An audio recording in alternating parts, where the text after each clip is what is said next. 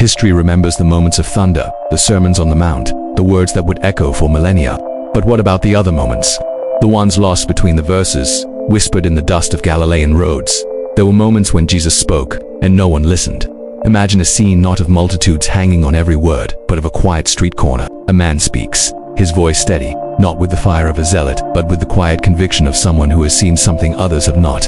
His audience is small, a handful of merchants and passers-by. He speaks of forgiveness, of a different kind of kingdom, but the sun is hot, the day is long. A child cries, a cart rumbles past. One by one, they turn away, not with anger or argument, but with simple indifference. Their minds are on the price of grain, the mending of a roof, the thousand small concerns that make up a life. His words, revolutionary and profound, dissolve into the afternoon haze, unheard.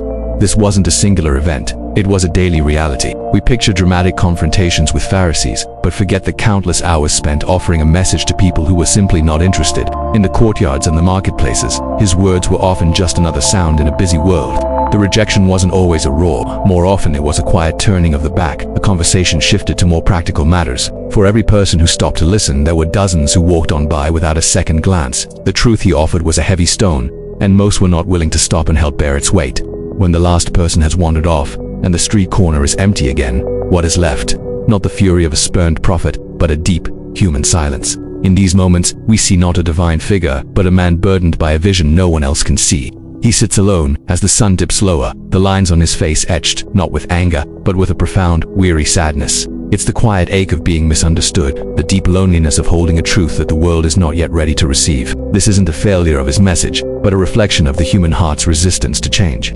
He watches the very people he has come to reach return to their routines, oblivious to the world he offered them just moments before. The silence that follows is heavier than any word. This pattern is not unique to him.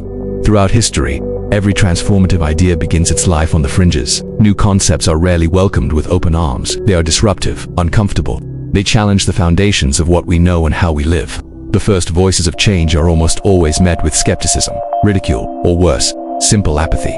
Jesus, a student of human nature, would have understood this.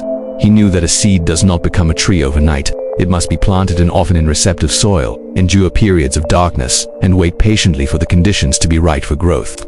His persistence wasn't born from a naive hope for instant acceptance, but from a deep understanding that truth often requires a long, lonely journey before it finds a home. His mission was not to win every argument in the moment, but to plant ideas that would, in their own time, take root and reshape the world. Even surrounded by his closest followers, a sense of isolation remained.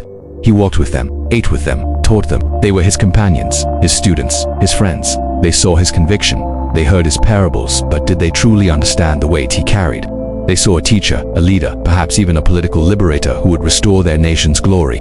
They argued amongst themselves about who would be the greatest in his new kingdom. Their vision was still bound by the world they knew, but his vision was of something else entirely, a radical reordering of human values that went far beyond earthly power. He was on a path they could follow, but the destination remained, for them, shrouded in fog. This gap in understanding created its own form of loneliness. To be surrounded by people, yet to have your core purpose remain fundamentally unseen, is a unique and heavy burden. He was with them, but in the deepest sense he was still alone. So why does this silence, this persistent rejection, matter so much? Because it reframes our entire understanding of his purpose and his message.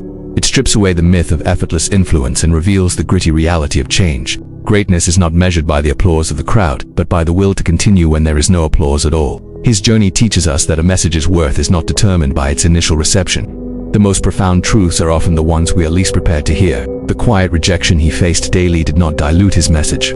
It tempered it, strengthened it, and proved its resilience. It shows that change doesn't begin with a parade.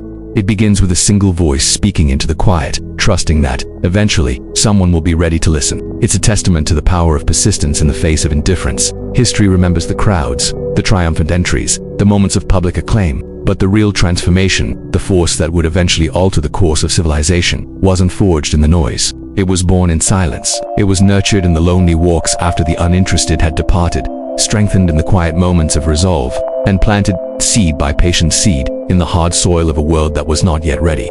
Change was born in the silence.